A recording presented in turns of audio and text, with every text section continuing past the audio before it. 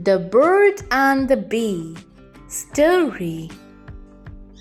One sunny morning, a little bird was building her nest on a tree.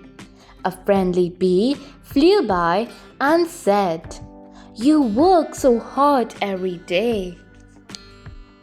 The bird chirped, "Yes, I want to finish my nest before the rain comes." The bee replied, "I also collect nectar every day. One drop at a time becomes sweet honey."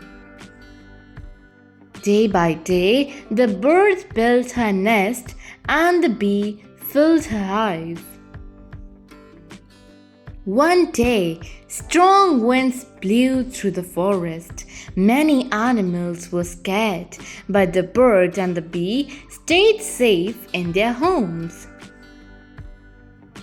The bird said, "Hard work always keeps us safe." The bee smiled and agreed.